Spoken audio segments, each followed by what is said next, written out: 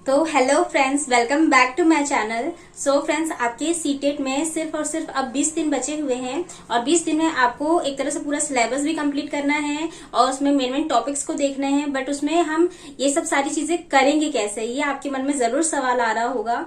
इतनी सिर्फ 20 दिन बचे हैं और 20 दिन में सारी चीजों को क्लियर करके अपना एग्जाम भी क्लियर करना है, सारे टॉपिक्स को भी खत्म करना है और साथ में 100+ 120+ नंबर भी लेकर आने हैं। तो फ्रेंड्स, मैं आपसे आज कुछ स्ट्रेटेजीज शेयर करने वाली हूँ जिसे फॉलो करके आप 120+ नंबर आसानी से ला सकते हैं, वो भी सिर्फ 20 दिनों में। क्योंकि फ्रेंड्स, आपको अब सिर्फ हार्ड वर्क नहीं बल्कि स्मार्ट वर्क करना पड़ेगा। उसके लिए मैं आज कुछ टिप्स बताने वाली हूँ जिसे आप जरूर फॉलो कीजिएगा। चलिए स्टार्ट करते हैं। तो फ्रेंड्स, अब आपके पास सिर्फ और सिर्फ 20 दिन बचे हुए हैं। आपको 20 दिनों में सिर्फ और सिर्फ इम्पोर्टेंट टॉपिक्स को ही पढ़ना है, क्योंकि इन इम्पोर्टेंट टॉपिक्स को सिर्फ आप कवर कर लेंगे तो आपका आसानी से सारा सब्जेक्ट कंप्लीट हो जाएगा।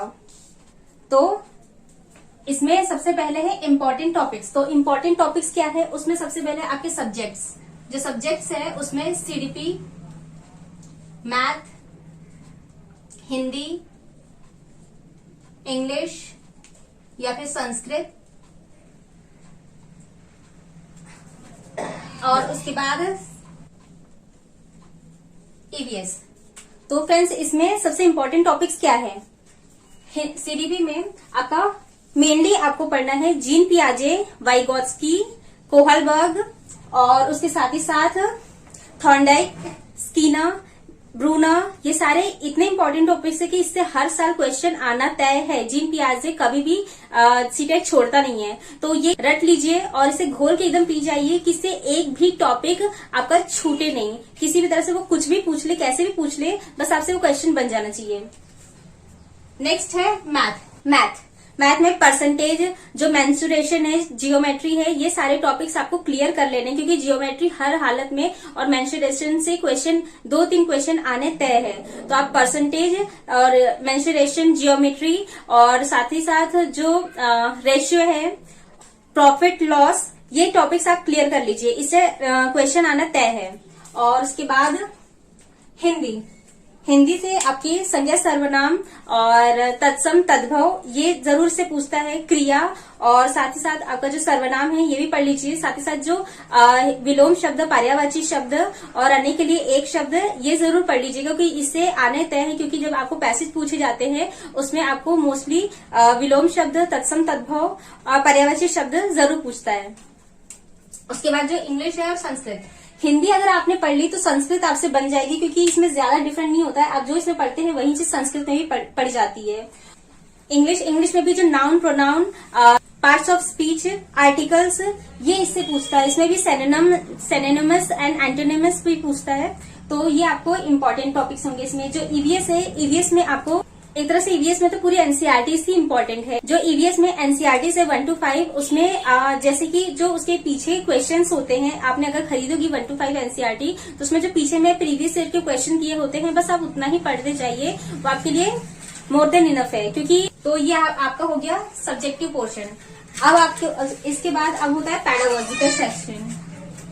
तो फ्रेंड्स, जो पैडागोजी है वो आपकी 50 नंबर्स की आने वाली है। 50 नंबर्स की पैडागोजी और 50 नंबर्स का सब्जेक्टिव होता है। तो फ्रेंड्स, जो पैडागोजी है ये आपका पूरी समझ के ऊपर होता है, क्योंकि वो आपकी समझ की शक्ति को ही जांचते हैं कि आप उस सिचुएशन में रहेंगे तो आपको कैसे निर्णय लेने होते हैं, क्या चीजें करनी होती है। तो आप थोड़ा बहुत पैडागोजी पे ध्यान दे दीजिए, क्योंकि मोस्टली आपका तरह से पूरा सीटेट जो है वो पैडागोजी पे ही डिपेंडेंट होता है, क्योंकि इसमें हर एक सब्जेक्ट में आपको पैडागोजी पूछेगा ही। तो इसमें से आपको 15 नंबर पैडागोजी और 15 नंबर सब्जेक्ट दिलवाएगा। अब रहा पैसेज। तो फ्रेंड्स, जो पैसेज होता है, हिंदी हो, इंग्लिश हो, संस्कृत हो, तीनों में आपको पैसेज पूछता है। वो लघुत्तरीय, अति लघुत्तरीय, दोनों तरीके से हो जाता है, यानी कि शॉर्ट पैसेज, लॉन्ग पैसेज, दोनों तरीके के होते हैं। तो आपको एक में ही जो आपका जैसे हिंदी हुआ, हिंदी में आपको लॉन्ग भी पूछता है एंड शॉर्ट भी पूछता है। तो इस तरह से इसमें आपके 5 नंबर और इसमें आपके 5 नंबर तय है। तो आप पैसेज को इतने अच्छे से देख लीजिए कि इसमें से 5 नंबर आपका कहीं भी नहीं जाएगा, क्योंकि पैसेज के अंदर से ही क्वेश्चन पुटअप करता है। तो उसी में से जब आपको देने वाला है, क्योंकि कभी कभी उसी में आंसर्स भी लिखे होते हैं, तो आप कम से कम इतने सारे पैसेजेस देख लीजिए कि उससे आपका एक भी क्वेश्चन छूटे नहीं किसी भी तरह से। PYQs, जो PYQs है, इसमें से आप जितने भी प्रीवियस ईयर क्वेश्चन है, कम से कम आपको 7-8 साल के तो प्रीवियस ईयर क्वेश्चन देखने ही होंगे फ्रेंड्स। जैसे कि मार्केट में यूथ पब्लिकेशन आती है, उसमें पूरे के पूरे आपके प्रीवियस ईयर के क्वेश्चन दिए होते हैं, उसको आप लगा लीजिए। क्योंकि जितने, मैं तो बोलूंगी जितने भी अभी ऑनलाइन, जो पिछले साल ऑनलाइन एग्जाम हुए थे, उसके आपको क्वेश्चन मिल जाएंगे, मार्केट में भी मिल जाएंगे, या फिर आपको ऑनलाइन सीरीज कोई चला रहा होगा तो वहां पर भी मिल जाएंगे। तो उसे आप एक बार कर लीजिए, क्योंकि वो मेरे ख्याल से जो जितने भी ऑफलाइन पेपर हुए हैं, उसके बजाय अगर आप सिर्फ ऑनलाइन ही पढ़ लेंगे, ऑनलाइन जो एग्जाम हुआ था उसी को पढ़ लेंगे, तो आपके लिए मोर देन इनफ होगा। तो फ्रेंड्स, जो एग्जाम था वो 1 महीने चला था, 1 महीने में वो भी 2 शिफ्ट्स में चला था। इस वजह से इतने सारे क्वेश्चन हो जाते हैं कि आपको एक तरह से जो ऑफलाइन हुए थे उसकी जरूरत नहीं पड़ेगी। आप सिर्फ ऑनलाइन वाले, कुछ लोग आपको ऑनलाइन क्लासेस भी चला रहे होंगे प्रीवियस ईयर क्वेश्चंस के, तो आप वहां से देख लीजिए। तो अब इसके बाद बचता है जो नेक्स्ट है, वो है रिविजन।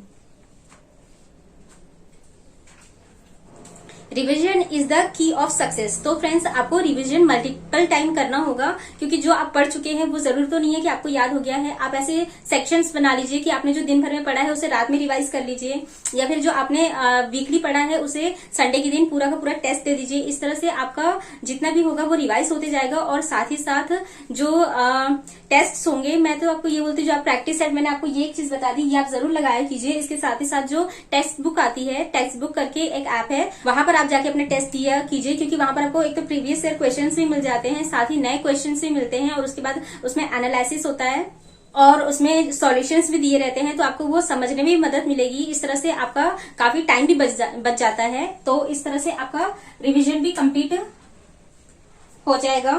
तो फ्रेंड्स, इसके साथ ही साथ मैं कुछ आपको और टिप्स देने वाली हूँ।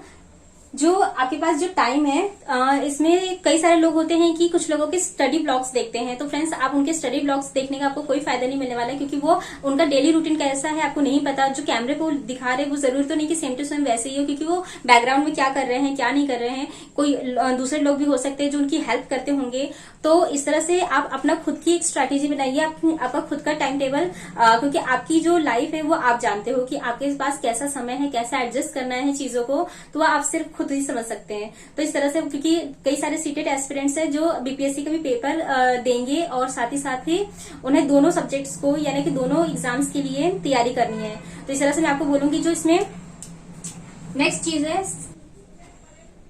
तो फ्रेंड्स, जो ये टाइम मैनेजमेंट है, इसमें आपको इस सीटेट एग्जाम के लिए आपको 3 to 4 आवर्स ही इनफ है, जो आप 4 घंटे ही पढ़ लेंगे। एक तरह से इसमें ज्यादातर तो सब्जेक्ट्स ये होंगे कि आपको ऑलरेडी आते होंगे, लाइक ये जो हिंदी है, संस्कृत है, ईवीएस है, ये थोड़े इजी टॉपिक्स है, ये आपको आराम से बन जाएंगे।